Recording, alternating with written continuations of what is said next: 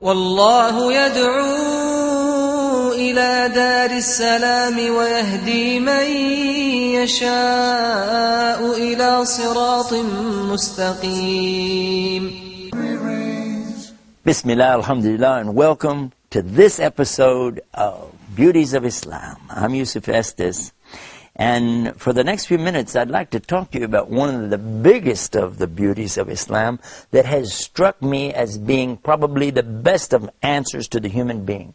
When people come to this point or conjunction in their life, and they say, why are we here?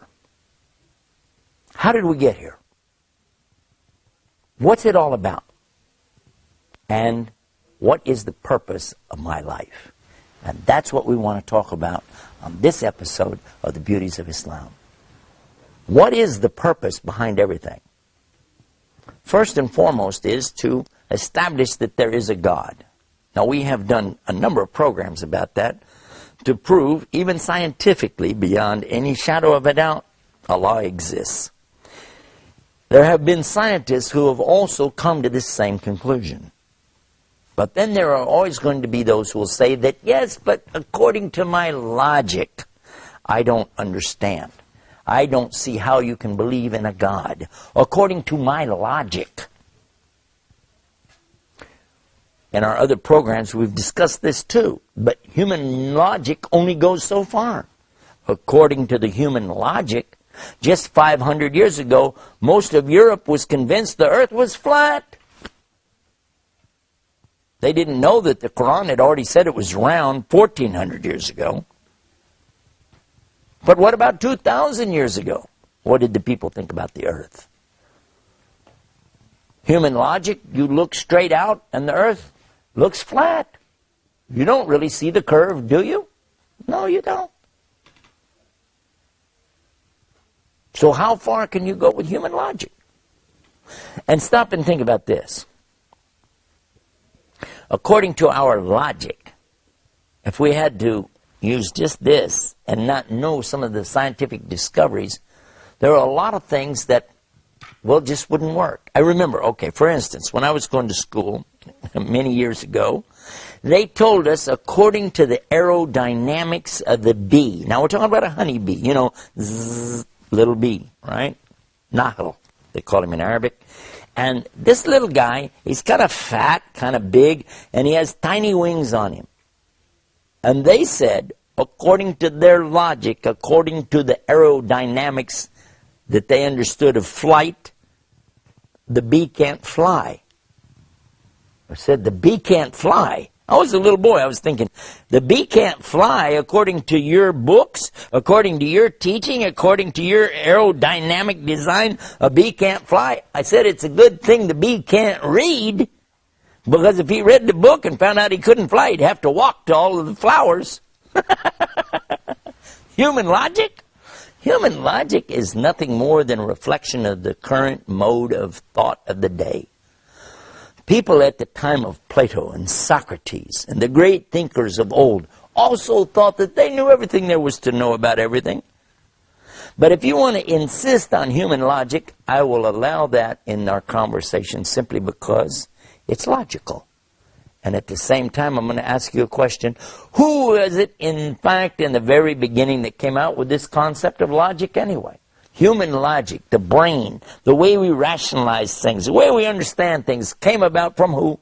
The very people I just mentioned. Socrates, Plato, those thinkers. And guess what? You want to accept that? Do you accept it? Yes, yeah, they came out, they were the great thinkers, they were the great theologians. Good! Did you know that each and every one of them came to the conclusion there is God? So you want to talk about that? Well, they said it. The people that you're thinking are so great, so brainy, so brilliant. According to their rules of testable evidence, God exists. Now what are you going to say now? So it wouldn't be logical now for you to deny that, would it? If you're going to say I use logic, well, logic says God exists. Now what are you going to say? I recall that there was an incident of a professor who insisted to his students, there's no God. He kept saying, there's no God, there's no God. And when they said, why? Because most of them, they believed. Some were Jewish, some were Christian, some were Muslims. He said, if I don't see it, if I don't hear it, if I can't feel it, if I can't taste it, if I can't smell it, it doesn't exist. And if it doesn't exist, I don't believe in it. It's as simple as that. One of the students tried to argue with him about it. He was saying, well, God is something beyond that. You have to have faith. You have to believe. And he said, why? Why should I believe? How? The boy said, well, I don't know, but we just have to believe. He said, sit down. Another boy stood up and he said, listen, as Muslims, you know, we believe, but we have proof at the same time. He said, proof? What proof do you have? He said, by knowing what God has done and what he's doing, we know he exists. He said, what? What are you talking about? He said, sir, can you see electricity? Well, no, but it still exists. Ah, true. Sir, he said, are you able to hear everything? He said, yes. He said, wait a minute. Aren't there sounds that some animals hear that we can't hear? Well, yes. Okay, now there's two things. One you can't see, one you can't hear, but you still believe in it, don't you? Well, yeah, but I have evidence. I have scientific evidence. Okay. Now I ask you another thing. Sir, is there such a thing as heat? He said, of course. Everybody knows there's heat. And we measure it as BTUs, British Thermal Units. He said, sir, is there such a thing as cold? He said, yes, there's such a thing as cold. He said, sir, there's not such a thing as cold. There is no cold. What? What are you talking about? I'm sure you'd like to know the answer to that too. So when we come back from the break, let's find out what the student meant when he said there's no such thing as cold, and then find out how that relates to the rationale of the human and how we can prove there's God. Right here on Beauties of Islam. Sit tight. We'll be right back. Islam is keeping up the pace. Islam is for every race.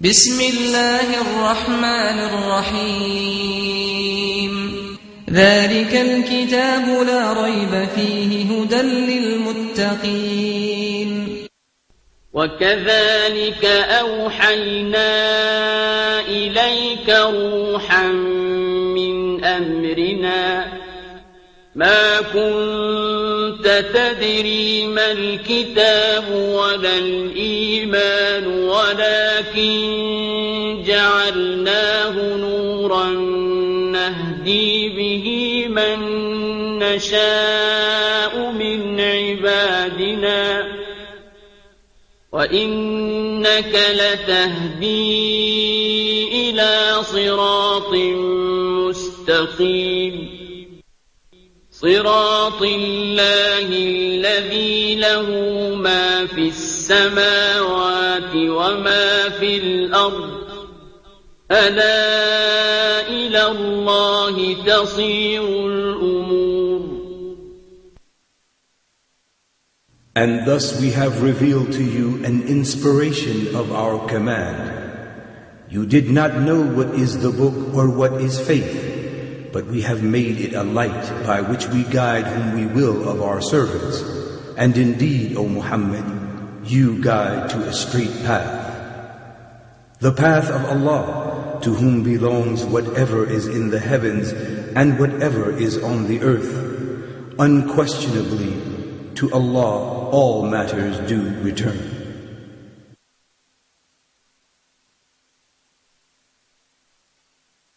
Islam is keeping up the pace. Islam is for every race.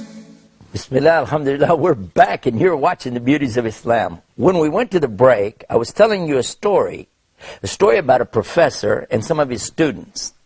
The students are believers, Christians, Jews, and Muslims, but the professor is an atheist. He doesn't believe anything, and he keeps talking about his rational mind, his logic, his common sense, and he's insisting that there's no God based on all of this. In the discussion, though, one of the Muslim students actually asked him to reconsider some of the things he's saying. Because the professor says, if I don't hear it, I don't see it, I don't smell it, I don't taste it, I don't feel it, I don't imagine it, it doesn't exist. The student asked him, though, what about electricity? Do you see electricity? No. He said, but it exists. Well, yeah, you can see the effects of it. True. And what about sounds that animals hear that we don't hear? They're still there, even though you don't hear them. Well, yeah. But then he asked him a question about heat. He said, yes, heat exists. We can feel heat. And he said, what about cold? He said, of course there's cold. He said, hold on. Actually, there's no such thing as cold. What? And that's when the professor started to get really crazy. He said, are you nuts? Of course there's cold. Don't you know what it is to be cold? You go outside and it's cold outside and you... He said, sir, that's a concept that we have of our feelings, of our skin temperature. But in fact, there's no such thing as cold. There is only the existence of heat. Because there's an absolute for cold, 452 degrees Kelvin. And below that, there isn't anything colder. That's absolute. From that, we add to it and go up degree by degree by degree until you get as hot as you want to go. And you can have heat, mega heat, and it can go on and on. But there's no such thing as cold. Heat or the absence of heat. Professor doesn't say a word. Then the student said, sir, is there such a thing as light? He said, are you crazy? Of course there's light. Look around you. How do you see me right now if you don't know about light? He said, you're right, sir. There is light. Is there such a thing as darkness? He said, where are you going with this? Why are you wasting my time? Of course there's darkness. He said, no, there's not. What? If you turn off all the lights and the sun's not up, you're going to be in the dark, yes or no? Sir, there actually is no such thing as darkness. There is light. But when there is no light, we call it darkness. What? Sir, listen.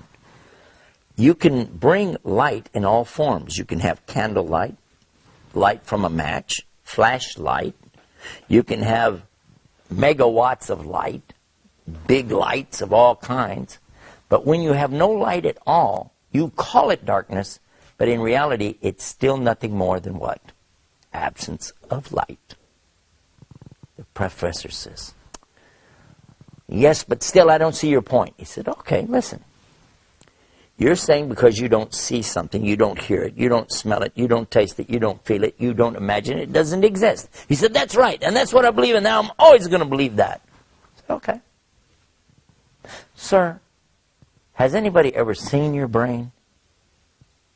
Heard your brain? Smelled your brain, tasted your brain, or felt your brain? No, of course not. He said, then, sir, according to your own rules of testable evidence, you don't have a brain.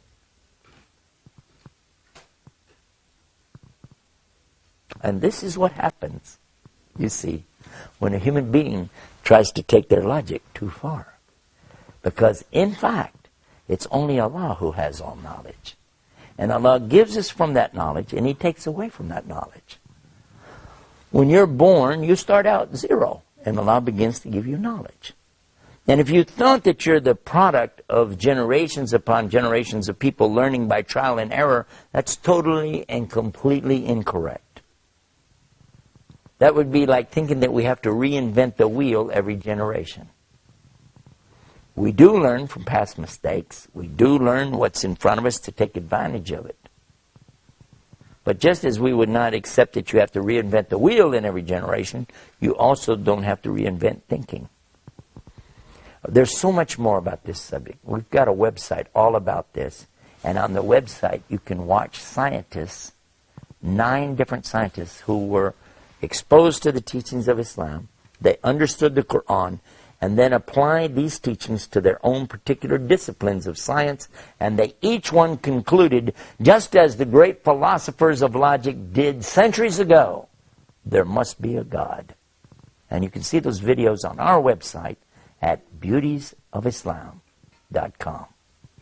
Until next time, peace. Peace be upon you. Assalamu alaikum. Islam is peace.